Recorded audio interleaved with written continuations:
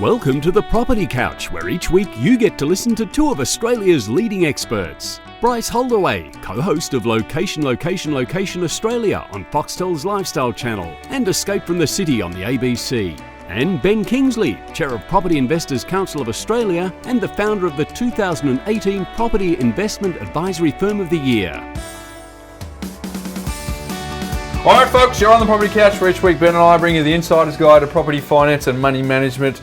Hello, mate. G'day, mate. How are you?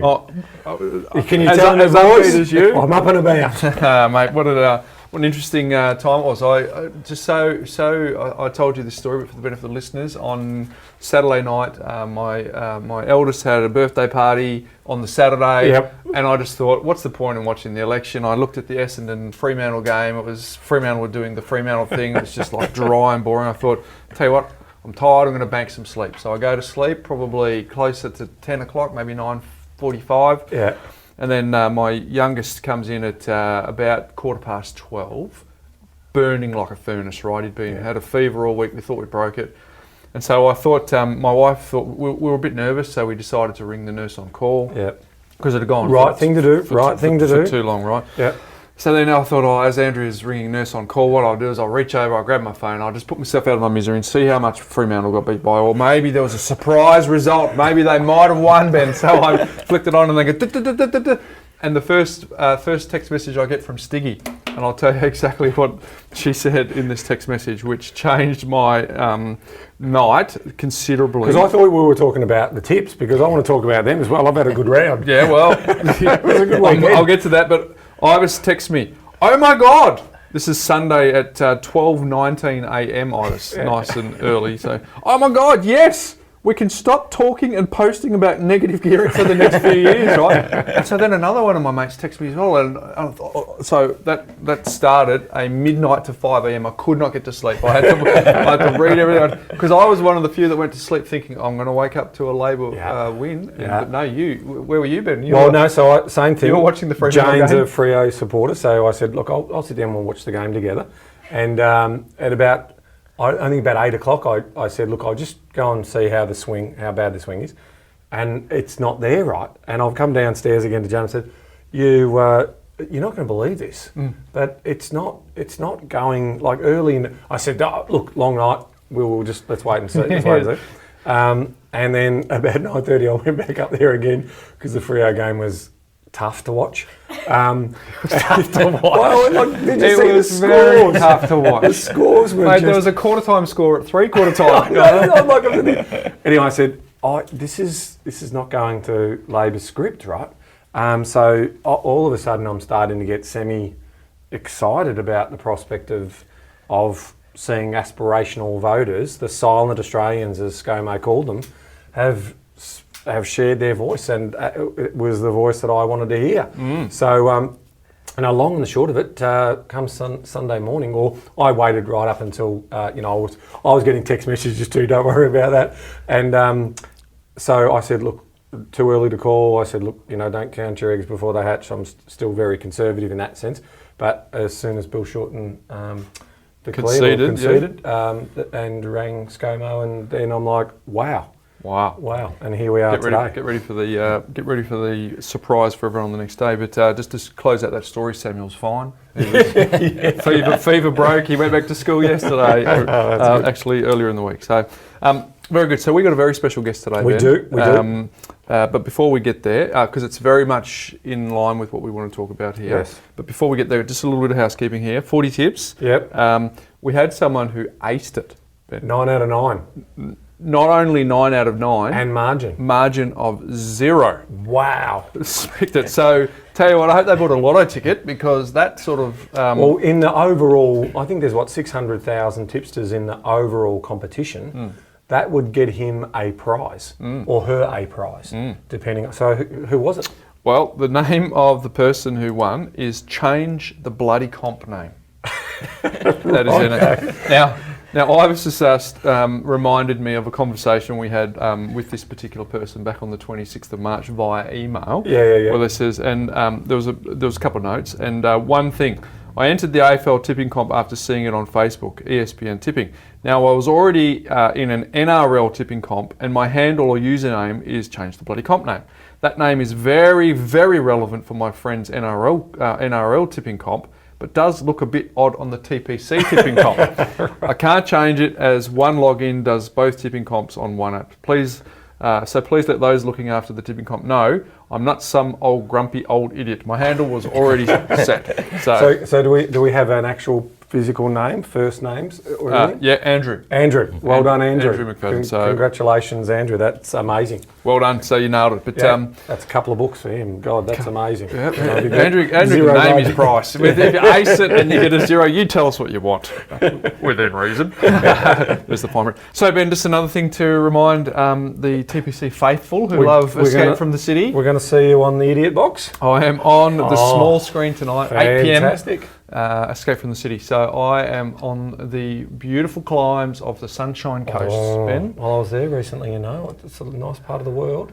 So question without notice for you. Will you watch it tonight? Mate, of course. I watch every episode, Bryce. You know me. Which one haven't I watched? I mean, you've been to Orange. I can help you. I've shot. Okay.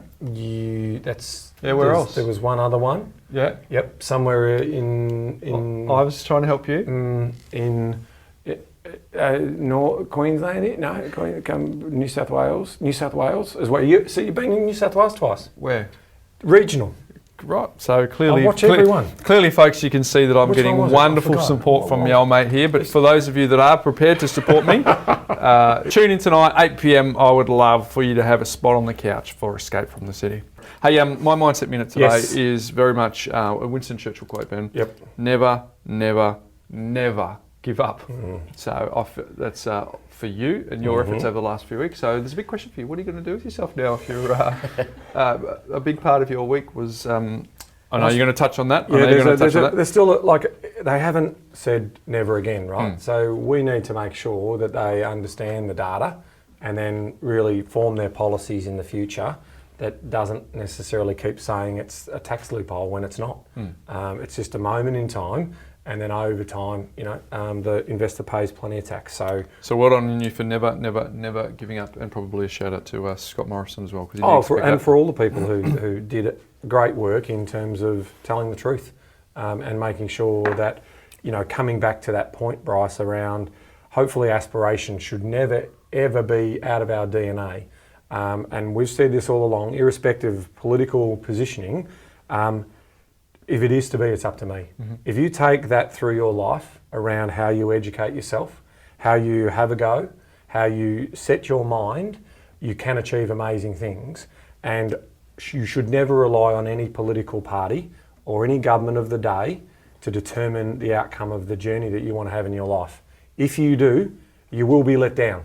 You will be let down. Again, I don't care what political persuasion you are, you will be let down. So if you take that mindset in, and you take a mindset also in of making sure that others come along on that journey with you. In other words, we all believe in safety nets and making sure that the most vulnerable and the people who don't have that opportunity are protected in our society. But you also need to have aspirational opportunity for the majority of your society, because that is about prosperity, that's about increasing living standards, and it's about raising everyone to be the best versions of themselves they can be. If you focus on that in your own personal life and in your household, we will be an unstoppable nation. Yeah, well said, mate. And of course, a little shout out to, clearly there'll be some of our listeners who were Labor Party voters. So yes. Obviously we've got rejoice in our voice because it's largely around eliminating a policy. Yep. But it's interesting that even listening to Ross Greenwood's program over the last couple of days, Ben, there's people that swung away from their Labor heartland vote largely to protect some of their, particularly retirees who were looking down the barrel of losing imputation credits, which was, keeping them up at night on how they're actually going to find that difference in where they were going to get their retirement income from. So clearly there's people who are disappointed that Labor Party aren't in, but we are obviously excited about those policies not seeing the light of day for the next 3 years. Correct. And hopefully forever. And we're excited about the fact that people will put jobs ahead of, so because if you have a job, your children have an opportunity, right? And you have an opportunity. If there are no jobs, then the economy can do whatever it tries to do, but if it doesn't create those jobs and we don't have that income dispersing through the economy, and that's ultimately probably where people felt a little bit scared in the changes and what that meant to them. So it's been a fascinating study of politics.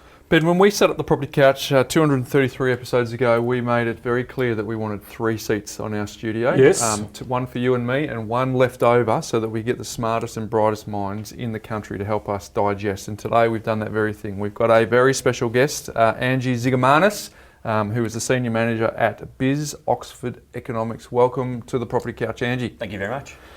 Mate, just for our listeners who may or may not be familiar with BIS, it used to be BIS Shrapnel. That's right. Now BIS Oxford Economics. Tell us a little bit about the background of that company. Yep. Well, BIS Shrapnel was originally founded by Philip Shrapnel back in 1964 as Philip Shrapnel Economic Consultants. As he got older and moved on, sometime in the 1970s, BIS, which was a UK company, which stands for Business Intelligence Services, bought into Philip Shrapnel to establish an Australian beachhead, and it became BIS Shrapnel. Later on, I think it was about 1980, he sold out the rest of the company and became fully owned by the BIS group. They eventually passed through a number of hands, and the international part of the business sort of moved into more tech and business consulting, whereas the Australian end of the business stayed more focused on economics and property. And so there was a bit of divide in the way that the company was operating in the Australian office versus the rest of the world. And so I think our overseas overlords saw this and effectively sold out the Australian end of the company to the 3 directors who were in charge of the business at the time, Rob Mellor, Frank Gelper and Gary Tilsley. So they brought the company in-house and it became fully Australian owned for a number of years.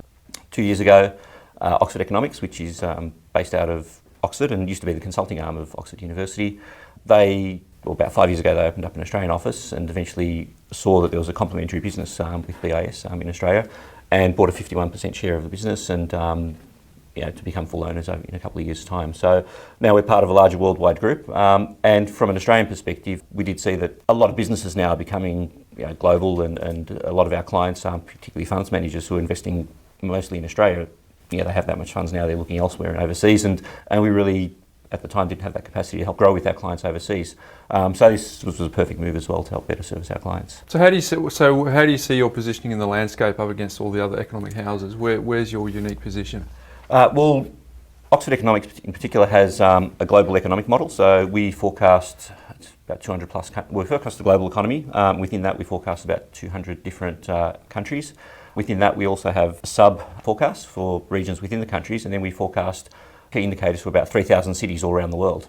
And so we really have everything, top down and bottom up, plugs into this big model. So all the bits and pieces and parts add to the sum of the whole. So that's something I think that's a unique proposition for Oxford Economics that other companies don't do. And for those of us in the trade, BIS Shrapnel and now BIS Oxford have been around for a long time. So they deliver insight reports for some of the mortgage insurance houses. There's a property report that they deliver on an annual basis, which I've seen Angie present around the country many times. So in the trade, well known, not necessarily as big as the core logics that are known to the consumers, but we're great to have Angie along. So Angie, tell us a little about your backstory in terms of what did you study and how did you find your way here? Yeah, sure. Well, I was in high school back in the late 80s and around 88, 89, the property market was booming for those of us who were around there that time.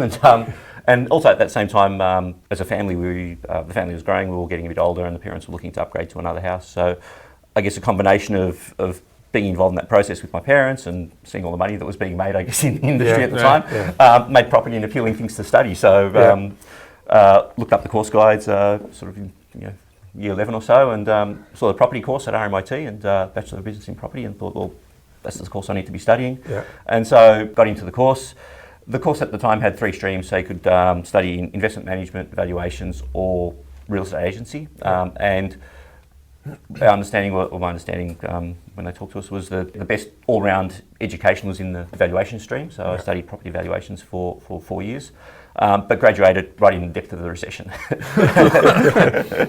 So what did that mean? What did job hunting look like at that time? Well, The course was a 3-year course that had been stretched out to 4 years, and the idea was those last 2 years you'd be working for the 2 years in industry while studying at the same time. So because to become a qualified valuer at the time, you needed to have 2 years in the industry. So I was trying to sort of expedite that process. Probably half the course in that 3rd year didn't have a job or couldn't find a job at the time. I was one of those, so I didn't get a job until the 4th year. But ended up with a job in research rather than in valuations, because that was all that was available at the time. And by the time the market started recovering, I didn't really want to step back into valuations and do another 2 years as a cadet valuer and go from the bottom again. So I stayed in research. So at the time I was working with CV, Richard Ellis, and then moved on to BIS about 3 years later. Took on a role as a in-house consultant at what back then was the Urban Land Corporation. Yep. So now it's Places Victoria, I think it's called.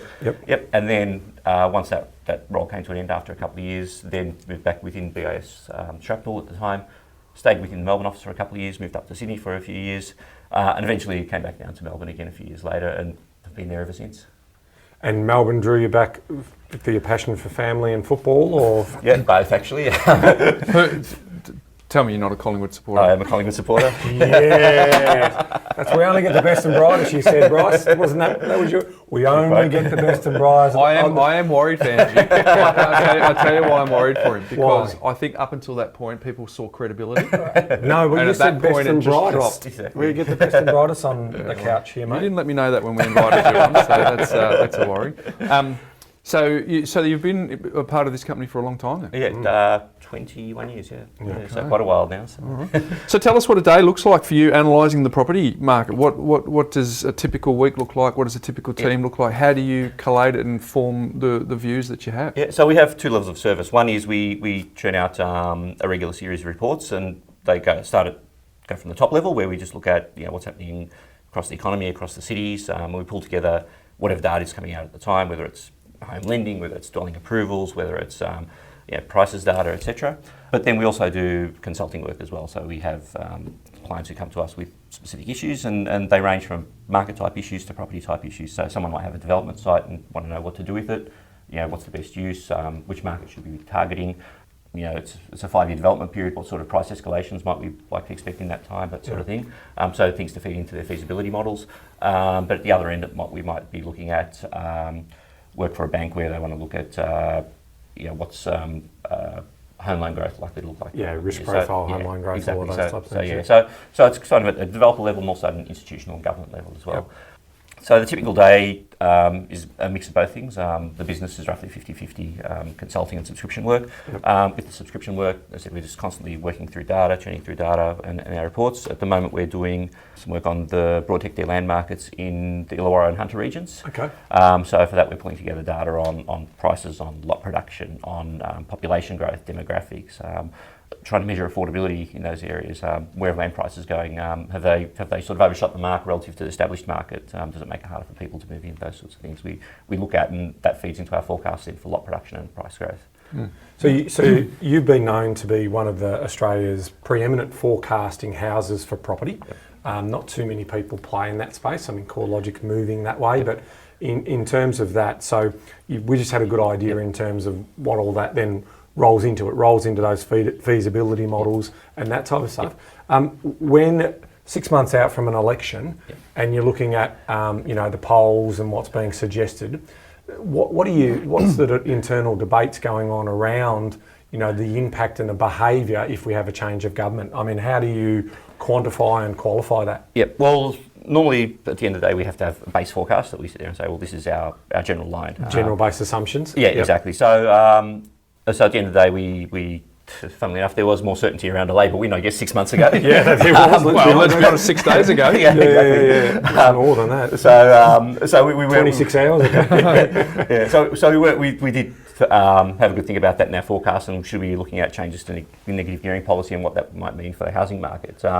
But at the same time, there was still uncertainty about whether that could get through the Senate and what have you. So our base forecast ended up being, well, at the moment, we'll sit there and assume nothing will go on until we know what the Senate might look like, until we might know what the government might look like. And so then we look at what does that mean for, are there any differences in policy on other things like population growth, government spending, taxes, etc., immigration. And then we look at what are our base assumptions for all those, and then that feed through to our base forecasts as well. And so when you were looking at the assumption that negative gearing and capital gains were coming in, what was your broad consensus? Was property prices would deteriorate further? And maybe people might hold on to their asset a bit longer if there's a capital gain? Yeah, because that's a tough one for you, isn't it? Because you just mentioned before that you didn't think it would get through the Senate, and that's like an informed position of you understanding Parliament and how that works. But for the person on the street, they weren't necessarily as aware of that. So that was affecting behaviour. So even though in your modelling you're thinking that's difficult to actually see that getting through, it actually was going to affect the person on the street at the very least for the time between a Labor win and the 1st of January 2020. Yeah, exactly. Well, when the policy was first announced, probably about 3 years ago, we did do a bit of a bit more detailed analysis. Yeah, we did a bit more of a detailed analysis at the time. I think we hadn't considered the capital growth, the capital gains tax side of it, so it was just really the negative gearing side. And our general consensus was that from an investor perspective, they would look to seek a higher yield to offset the loss of negative gearing benefits. So at the end of the day, for rents are set at this level, that means prices have to fall to generate that extra yield.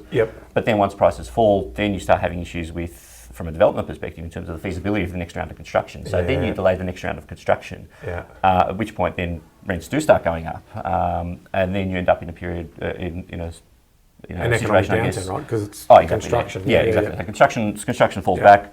It takes longer then to pick up, and the market ends up balancing out where perhaps prices are a little bit lower and rents a little bit higher than they otherwise would have been had you not had those negative gearing benefits. Did you assume that some would leave? In other words, they'd deploy their investment capital elsewhere? I mean, I was looking at the Property Council Australia's research this time around, and they were saying that as much as 30 or 40% of buyers would just deploy their capital into the share market because there wasn't that capital growth story there for them, and the yield story wasn't so great this time around because we've had that price appreciation since 2016 to 2019. Did you put any of that assumption into your modelling? Well, that would affect the price growth, obviously, because you didn't have the investors in the market to help drive that price growth. So longer term, look, the market will resolve itself where you end up with high yields and those high yields to bring the investors back into the market.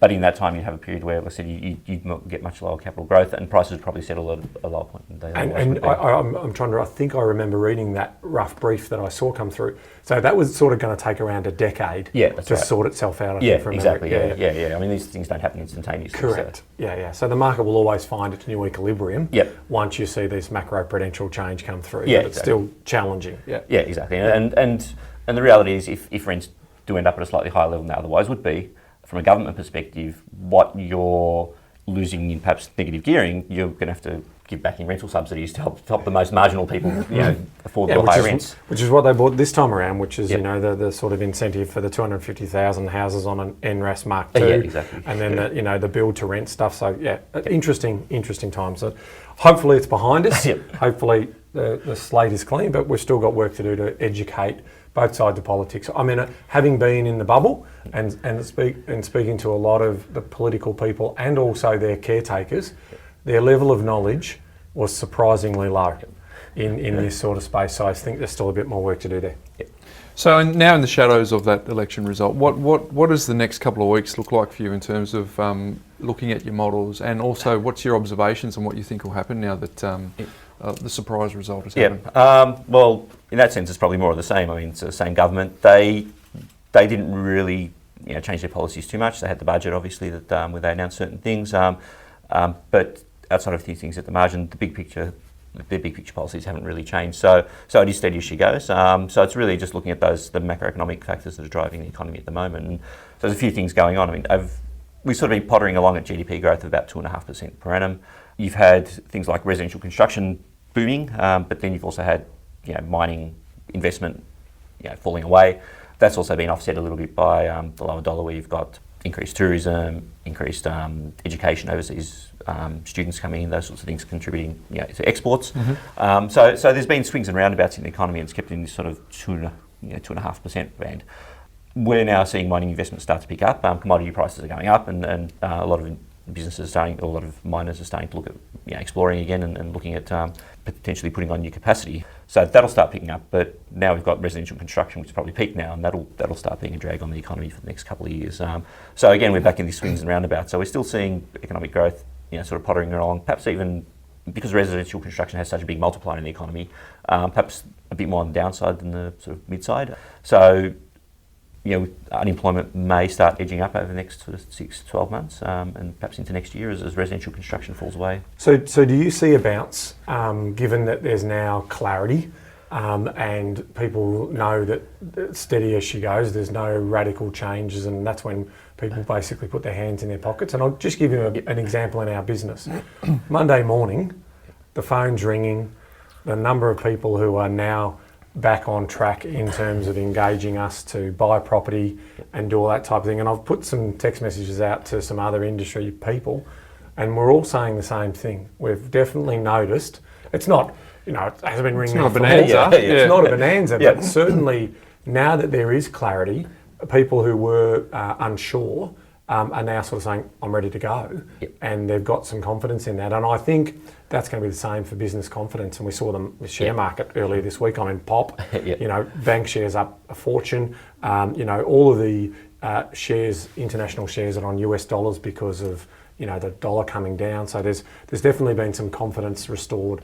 What was it, $22 billion earlier in the week in terms of valuation of the Australian stock market. So what's the team's view on knowing that we've got this economic stability, and is that going to flow through quickly? Yeah, well, we find that around a lot of elections where people don't make decisions. Most businesses, they want certainty. If you're investing money, you really want to know what type of return you're going to get on it. So you really want to have more confidence about what the outlook's likely to be. So from that perspective, perhaps there are a lot of decisions that have been put back, and as you said, now people are starting to make those decisions again. So there will be some sort of pickup from that point of view. There's also other political things, I guess. It might not happen this year, but obviously there's tax cuts to come through, so that'll help people's disposable income. It should feed through to the economy as well. So little things here and there that'll feed through to incomes and feed through to people's activity, whether it's property investment or whether it's buying a new car because they've got the extra disposable income, or looking at other types of spending. So I just want to take one step back and go macro, if we can, global. What do you think about the US-China stuff in terms of that impact to the Australian economy? Look, I suppose it depends on what the impact is on China to some extent. We are big exporters to China. They take, I don't know what percentage, but a very high percentage of our iron ore, etc. So we need the Chinese economy to keep ticking over so they can fund construction and everything else to take our exports. So, if there's an outcome where the China economy starts slowing and pulling back, then that's a negative obviously for Australia in terms of our export revenues and the export side of the GDP equation. It's interesting. So the biggest exports we normally give them are obviously our raw materials. Our food is growing rapidly up there in terms of our milk and dairy, and our agriculture is big up there. And on return, we pretty much get their technology and their clothing. So their fabric and stuff. So, and if the US isn't buying their technology stuff, then they're going to have an oversupply. So that means it's cheaper for us to import that stuff. If the dollar goes down because of a rate cut, which we'll talk about in a minute, it's going to make sure that our exports are going to be cheaper to buy. So it's interesting in terms of, I'd love to see some modelling on in terms of the deficit. Well, the big challenge is if they don't have, if they lose employment up in Asia, then that's the construction stuff, right? That's that big raw material stuff. Exactly. And so if China falls away, then, and we've seen Australia other times where we've managed to redirect, the dollar falls, so we've managed to redirect our exports elsewhere. But probably China's the biggest game in town for things like iron ore exports, etc. No one's building anything on the scale that China's doing. So, but if unemployment rises in China or incomes start falling back and people have to start cutting their cloth to the expenditure, then things like our premium foods that get sent up there, they might start pulling back on things like those as well. So that'll affect exports for our milk and for our other produce. Our high-end wine. Exactly. They buy a fair bit of that stuff as well. So let's bring it back into the domestic economy. I'd love to talk about two things. The two biggest things of this week were Philip Lowe's speech on Tuesday, where he pretty much signalled that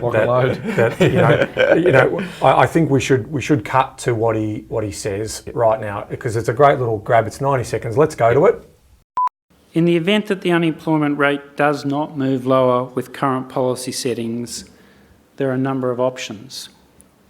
These would include 1, further monetary easing, 2, additional fiscal support, including through spending on infrastructure, and 3, structural policies that support firms expanding, investing, innovating and employing people. Now, relying on just one type of policy has its limitations, so each of these policies is worth thinking about. The Reserve Bank Board recognises that monetary policy does have a role to play here. Earlier today, we released the minutes of the board's meeting, which took place 2 weeks ago. At that meeting, we discussed a scenario in which there was no further improvement in the labour market and the unemployment rate remained around the 5% mark. In this scenario, we judged that inflation was likely to remain low relative to the target and that a decrease in the cash rate would likely be appropriate. A lower cash rate would help support employment growth, and it would bring forward the time when inflation is consistent with the target. Given this assessment, at our meeting in 2 weeks' time, we will consider the case for lower interest rates. So there we have it, right? He said they released the minutes of the meeting, and he said they were really conscious of employment. Well, unemployment, it ticked up 2%. There's more people looking for work. If that's not a big enough signal to say that at this June meeting, he said it. He says we're going to look at rates. So there's one rate cut that we're going to see next month. And then the other story is APRA. So in terms of the assessment rate. So let's talk about that. Yep. Well, up until not that long ago, our line has been, and I suspect we'll officially change it now that depending on what Phil Bose said, but our line has been they may hold the line on interest rates, partly because, as you said, more people are looking for work, but the actual employment growth has been pretty good. Yes, it has. Yeah, the numbers are pretty good. Yeah, so looking through those numbers, employment growth has been pretty good. It doesn't look like the economy from that perspective. That's the last piece of the puzzle, I guess, for the Reserve Bank. Inflation's low, etc. So all the other things are there. That was the last piece of the puzzle. That piece of the puzzle for us looked like it would still be continuing on its merry way for at least the next few months. There's a risk potentially that unemployment does start ticking up. The said construction's falling away, etc. So. Yeah. But whether it was falling back enough for the Reserve Bank, our view was perhaps some of the Reserve Bank might try and think about holding its firepower for maybe next year. Obviously, there's a lot of global uncertainty going on, and where they might need to hold it on. But just based on what Phil Bose said, it looks like maybe he might it looks like might pull the trigger. That in conjunction with the APRA decision. Well, that's the other one, So obviously, APRA said, well, we want all loans to be assessed at a minimum of 7% interest rate, and most of the banks, I think, were going at 7.25% just for safety purposes. That's right. So now I think the gap's at 2.5% above their rate. Yeah, so it was 2.25 or 7%, whichever was the higher. Yeah, whichever was the higher. Yeah, and then they all put a 25 margin point for safety, and with Royal Commissions and ASIC looking over the shoulder. That's right. Now, ASIC had originally come out and said a 2%, 200 basis points differential was what they wanted to see from a responsible lending point of view. So there was sort of disalignment in that respect. But now with rates going down, and obviously it's good to see APRA talking to the RBA. Staying low for longer, obviously. Yeah, and they will stay. I agree with you 100%, Angie, in terms of they're going to stay low for longer, right? I've been rabbiting on that for years. In terms of the direction is we're putting out an expression of interest. This is what our viewpoint is, and we're going to get some consultation papers until the middle of next month. But it is just basically 250 basis points between what the ADI, the Authorised Deposit Taking Institution, is going to issue, and then you set your rates in terms of your assessment rates 250 basis points higher than that. So that is definitely going to have an impact to borrowing power, and it's going to mean that the people who may have been shut out of the $500,000 to $600,000 price point because of their household income may be able to move into that area.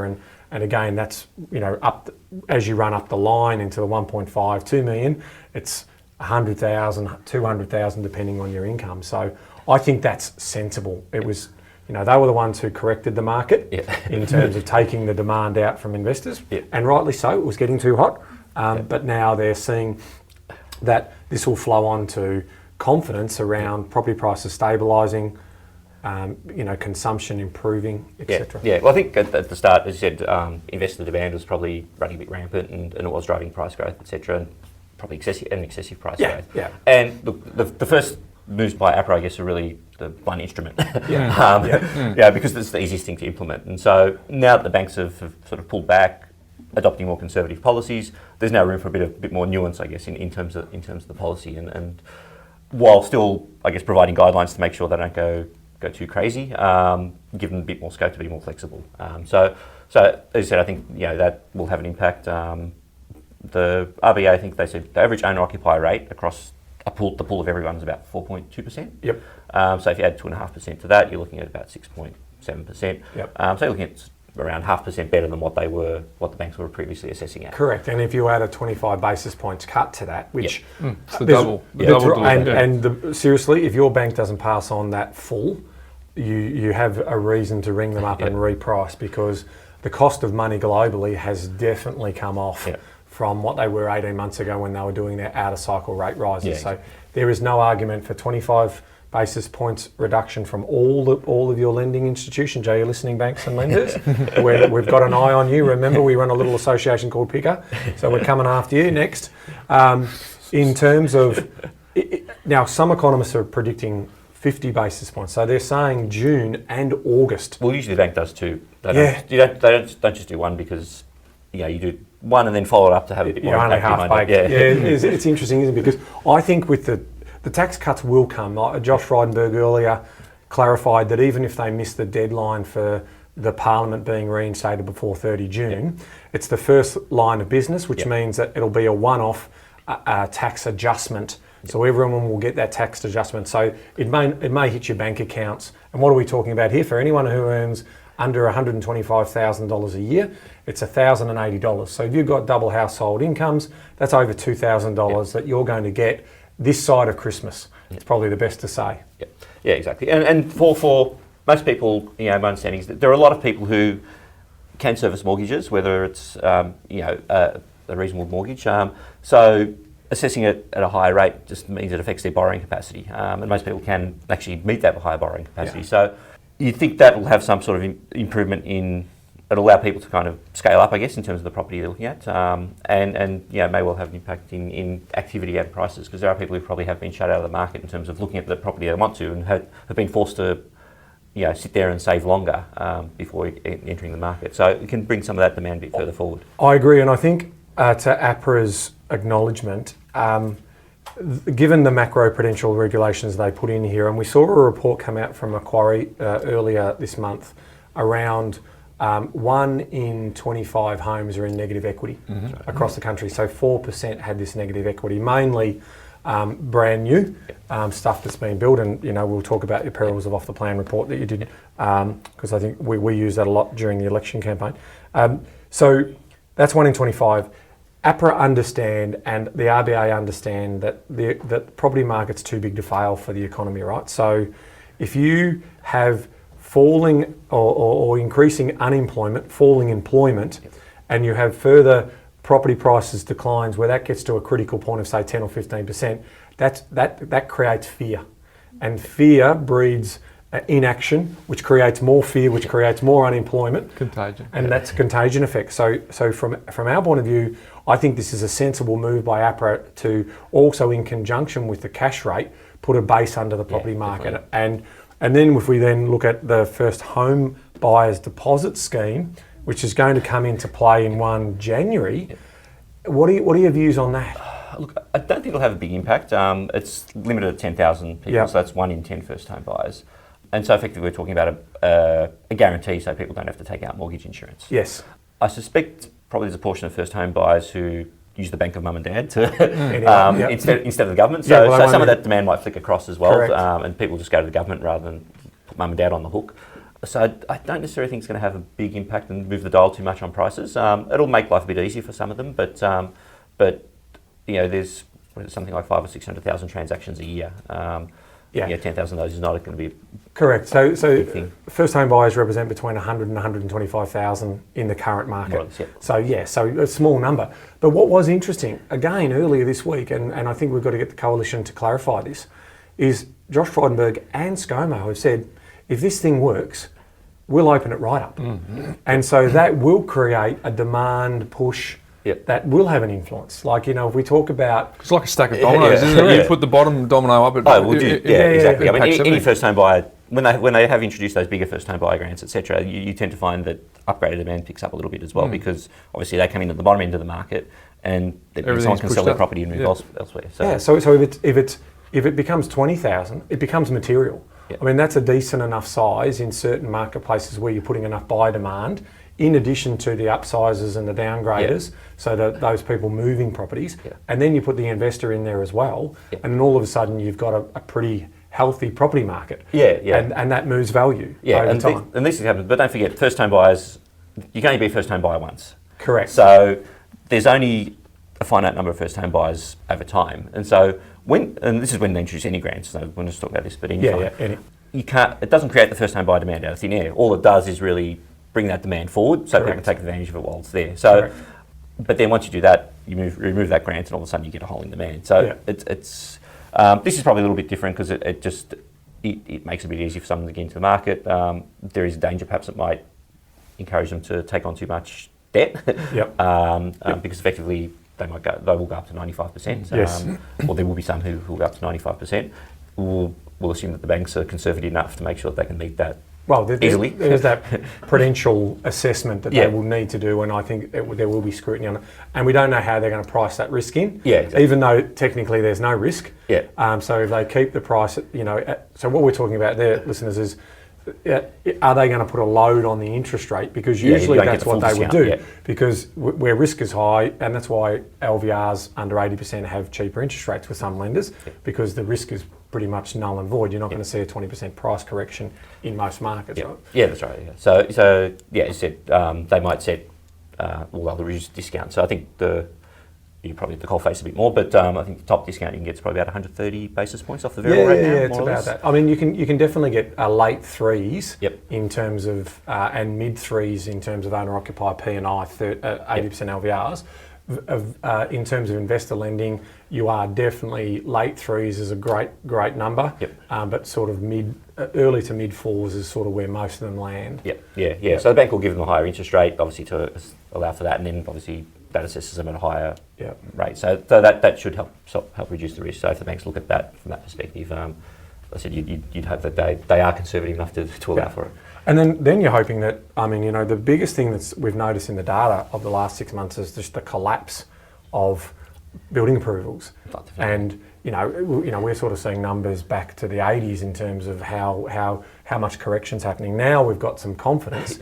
What are you seeing in terms of the work you're going to be doing for your clients around those feasibilities? Do you see you're going to see a bit of a spike, you think? Yeah, well, there's still challenges because obviously, particularly for apartment development, a lot of developers still rely on investors to come in and buy, and investors, there's negative gearing, those other things, but at the end of the day, investors are really coming to the market when you've got price growth. An investor's not going to come into the market, or most investors don't come into the market when they think prices are still going to keep falling, obviously, so they'll wait till no one's going to ring a bell the exact day saying here's the market's hit rock bottom, but most investors start coming in when prices rise. So there's still that challenge from a demand perspective in terms of trying to get new development off the ground. There's challenges in some markets like Melbourne in the new land market as well, where perhaps there's people who've bought land off the plan that they shouldn't have, and they'll have settlement issues. So you'll have blocks coming online as they're completed, and they'll be competing with existing stock, so that'll hold back some of the existing stock as well. So there's those issues that still have to be worked through. But having said that, our view is prices will bottom out sometime this year. So from next year on, as prices start picking up again, that'll be positive. And the other one is just population growth. The more development falls away, the more we maintain current population levels, the more it just means you start getting this pent-up demand that builds up for the next cycle. Yeah, your clients are probably quite happy though, because they were looking down the barrel. You said that the investors jump in only when the market's going up, so the sentiment's going down. But a lot of the developers would have been looking down the barrel of not only that, but if the Labor government's policy had got up, they would have also had a a product that had no secondary market for. Yeah, definitely. So they'd be breathing a little bit of a sigh of Yeah, relief, I would definitely. have thought on that as well. Definitely, and even that was our view with that the policy at the time, where they wanted to leave negative gearing benefits for new properties, but it's like driving a brand new car out the garage. The minute you do it, price falls back dramatically, and that was going to be one of the issues. So would an investor really want to invest in that when the resale value wasn't there? Which is a perfect segue into your perils. Yeah, I was going to say that because Ben's quoted your perils of off the plan a fair bit in terms of the numbers that were being quoted. But tell us a bit about what prompted that research and what your findings were and what those observations sort of mean going forward. Yeah, well, one of the things we were looking at was resales of off the plan properties versus resales of established properties, and that was trying to look at what does this mean for investor demand. If you're not getting the same property growth on resales, the investors still will they still be entering the market? And so we looked at the inner city markets because that's where most of the apartments are being built in Sydney, Melbourne, and Brisbane. And we looked at initially anything that had been purchased off the plan since 2011, and anything that had been sold. The first sale took place since 2011 and had resold since. So we looked at pairs of sales from 2011 onwards. And what we found was that the off the plan sale typically recorded lower average capital growth than the resale of an established property. Key point. We've been rabbiting on about that one. Yeah, and that's something we've actually done that analysis over a much longer period as well. And do you feel that you talked about that 2011? Do you feel like you captured all of the product that was out there, or what's your sample size for that? Well, we captured every single sale that had resale that had sold and resold in that period. Yeah. So depending on where you are in Sydney, it ran into thousands. In Brisbane, I think in Brisbane we still got over 1,000 in that time. So the resales established outperformed the new. The new, in the case of Melbourne in particular, over half actually had recorded no gain or a loss on resale. And I suspect one of the reasons why the Melbourne market was more affected than any others was because in Victoria is unique in offering a stamp duty concession, or not anymore. At the time it was, exactly. But offers a stamp duty concession for first-time buyers. So, for all buyers into new property. So you effectively had the stamp duty concession built into the price to start with. You had all the negative gearing, all depreciation benefits built into the price as well at the start. And so the next buyer never got any of these benefits. So effectively they would discount the property because of that. And often one of the other things we would find is if you've got the right type of building, the next buyer was often an owner-occupier rather than investor, because the investor didn't have these benefits, so it wasn't an interest to them, but the owner-occupier, they didn't need the benefits, so they were happy to buy in there because it was just like any other property for them. So this is probably a really important thing for us in terms of the research you guys are doing. Are you noticing a better appetite for owner-occupiers wanting to live in medium and high density accommodation, and are developers getting that message? In other words, are you building the right type of stock to attract the owner-occupier, as opposed to we rabbit on about investment stock versus investment grade? Yeah. If you build good quality owner-occupier appealing apartments, will that drive more demand and a better return for the developer, or are they still going to try and hoodwinkle people into their mass-produced Lego land stuff where they get bad returns? The investor gets bad returns, but the developer makes a bigger buck. Well, that's it, yeah. The developer, I suppose you need to convince the developer up front to say, you buy this and it becomes a better product, a better resale, and that's a selling point that you can give to people, because... reputational over time too, exactly, isn't it? Exactly, because at the end of the day, to provide that extra amenity is going to cost more than just providing a widget apartment. So they need to message that, I guess, to the buyers. But we actually did the analysis of the Brisbane market. We actually had full data on the buyers. And we looked at two projects that were both developed around 1996, 97. And for people who are not familiar with the Brisbane market, we look at one in Kangaroo Point, which is a nice owner-occupied 4-minute walk area to the city. And one just on the periphery of the CBD, but had a lot smaller apartments, so an owner-occupier building versus investor building. And what we found was two things. So at the start, both had over half were bought by investors. At the end of the day, a big building needs investors. Did you listen to that, government or Labor? Or should say over half were bought by investors off the plan. Over half. Hang on, it was 7%, wasn't it? That's what they were arguing. That's what that mortgage broker said. That little mortgage broker in Melbourne. Sorry, we were having it. That's right. So over half were bought by investors. And at the end of the day, when you've got something that big, you need investors, because owner-occupiers like to see, touch and feel. And they're going to live there for a long time. They want to see the finished product. And so over half were bought by investors. But what we found was over time, 20 plus years later, the one in Kangaroo Point had become majority owner occupiers, and so the next round of buyers had Become owner-occupiers. Yep. Yep. The other one had more owner-occupiers coming in, but not to the same extent as the owner-occupier one. Yeah. And at the same time, there was more capital growth in that owner-occupier building versus the other one over that time as well. So, yeah, that sort of proof is in the pudding within that. You've got both, that the building that has got the better amenity, that is more geared and tailored towards an owner-occupiers, does achieve better capital growth over time. There it is. So, Let's replay that. Funny that owner-occupier appeal. So, yeah. Does some of the heavy lifting. Yeah. And as I said, whether are developers seeing that at the moment? I think they are, and partly just because the investors aren't there to sell to anymore. But there are people there are downsizers out there, and I think there's now a whole generation of millennial renters who over the next 10 years they're going to be getting married, coupling up and everything else, and they don't necessarily want to buy the big house in the outer suburban estate. They want to live close to where they work and where all their friends are and where all the amenity and their local coffee shops are, etc. So, over the next 10 years, I think you're going to find that there's going to be increasing demand for properties that are, a compromise between sort of price, size and location that offer, might be a townhouse or a bigger apartment across the road from a park where they can take their kids and play, or might offer, great rooftop amenity where, there's a big park and playground there or something like that. I think that's where demand will probably start to evolve from that market. Because there's an acceptance in Sydney that apartment living can be owner-occupier and that's... But have you noticed a bit more confidence in that in Melbourne and Brisbane? Because the other cities are years away, decades away, you could almost argue. Definitely. It's getting there. Look, the benefit Sydney had is, at the time, in 2004, I think they introduced actually planning guidelines to say, well, look, you have to, because I think they were getting concerned about the type of apartment buildings that were being built. So they said, look, they have to be a certain size, have to have a certain amount of light, etc., they've only just now been introduced in Melbourne, probably, about 18 months ago, 2 years ago. And I think what you will find is actually there's going to be maybe disparity in the market between the stuff that was built before that versus the stuff that's being built since then, because that's the product that's going to be more attractive to owner-occupiers down the track. And that's where you're going to have a bigger secondary market, because you'll have investors and owner-occupiers both looking for that type of property, whereas some of the other sort of 50-storey buildings they've shoehorned 1,000 apartments into them, they're just going to have investors coming in, and when depreciation benefits go, when everything else goes, then and higher holding costs and maintenance costs and lift costs and all the amenity costs. And all those things will be a drag on price growth within those buildings. So I think you will see like a bifurcation of the market for quality stock versus sort of investor stock. Cool. Last one for me is in terms of do you have a view around affordability?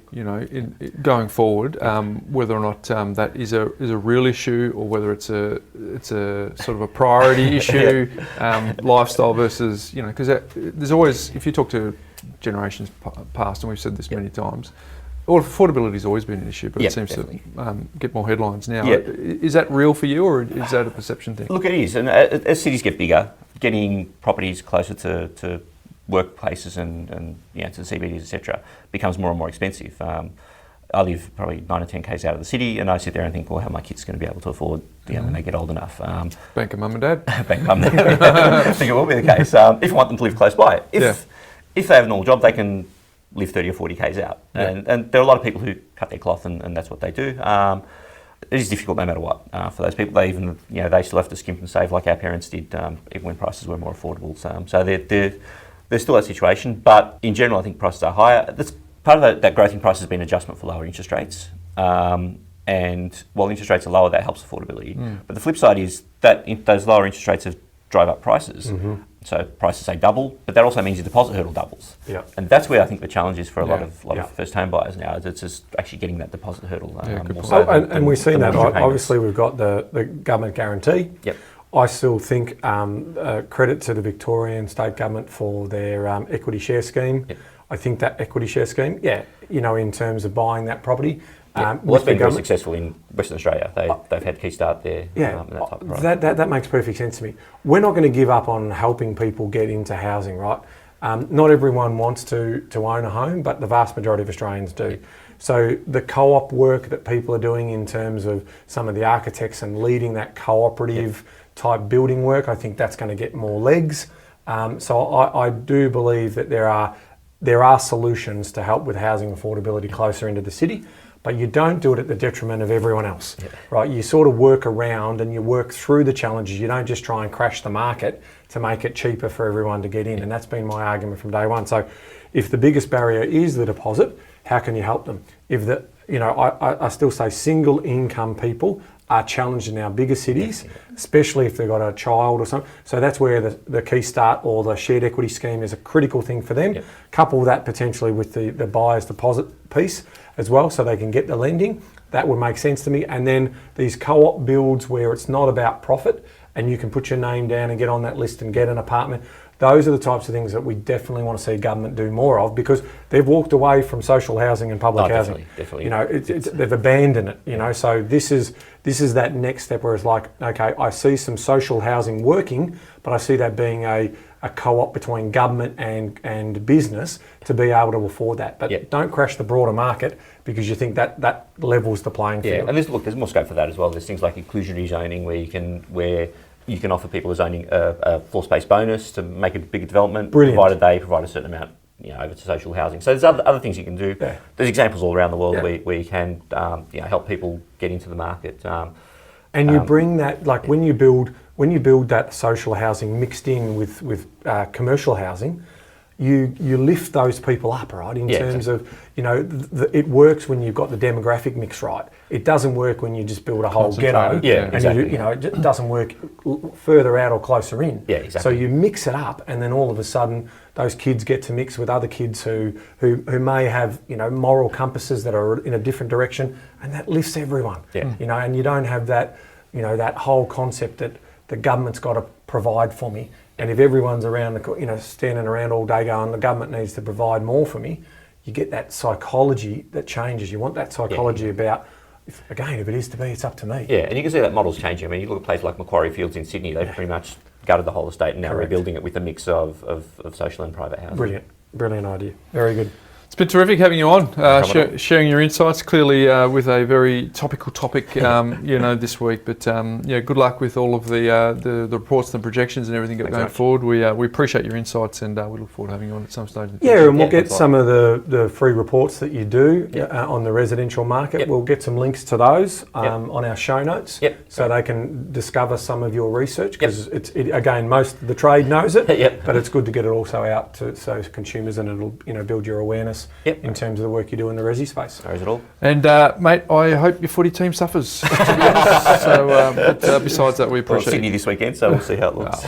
Unfortunately, you're doing pretty well. So, hey Ben, my sign off today is my life hack. Yeah, your sign off and your life hack, or is this a new segment? Keep going. He was looking for a cut there, everyone. And that should stay in as like, can we stop and I'll have another go at that today? So we live in the world of early adopters. We're Skype, Ben. We've now moved on. We've had Zoom. Internally in the office we use Teams, but FaceTime now, Ben. Is that Teams Microsoft, Bryce? Microsoft Teams. You couldn't say Microsoft. He's an Apple man. Okay, so Microsoft. Did you? I don't mind Microsoft. I think they were pioneers in the early days. They've been overtaken. But sorry, mate. You can now do a FaceTime call on your iPhone Ibis. Sorry about that again, but it's really my own use. Where you can add others to the call, Ben. So what you do is you tap the screen to show the control, swipe up, and then tap Add Person. So you can add up to 32 people, Ibis. Can you do that on your Samsung? No. Oh. Yes, you can. She's nodding yes. He's just gone no. You nodded yes. Yeah. On what function? What about your Samsung? You got to talk to your Samsung users, Ibis. It's just WhatsApp. WhatsApp, yeah. No. The biggest app in the world for this type of conversation, but anyway. What's WhatsApp? Can I do 32 people? Speaking of hacks. Yeah, there we go. So there you go, folks. Well, that's a good one. Bring those conversations in. We love people having conversations. Ben, did you know? I thought, it's been a positive week for me, Bryce. I know. So I thought... I don't know if we're going to get used to you being around, mate. You're going to have a little bit extra time in your diary now these days. More time to help more people, Bryce. Yeah, You know what I can switch to? Back to our crusade, Bryce. Yes. Back to money management crusade. You're going to hear me talking more about... Because there are people who are still needing help in terms of organising money. People. So watch this space, people. I'm coming after helping more and more people get onto our free platform and organising and controlling their money. And as I said a couple of weeks ago, Ben, if you want to inside run on a free copy of our Make Money Simple Again book, you need to be on our list so that we can let you know. So absolutely. You just go to propertycouch.com.au and download the free chapter, and that'll make sure that you get access to it. So I'm back to my great little book, Factfulness, by Dr. Hans Rosling. It's a ripper book. Are you if getting haven't- royalties for that? No, but it's a ripper book, and good to see it on the shelves in the bestsellers list because that's where it needs to be. It talks about all the, we think the world's full of bad news. If it bleeds, it leads on the news, right? It's shocking that it's like that. But there are some amazing things that are happening across the world as we're improving prosperity and lifting people out of poverty. And so I thought I'd list a couple of things. Given all of the stuff that's been going on with politics of late, we're moving on.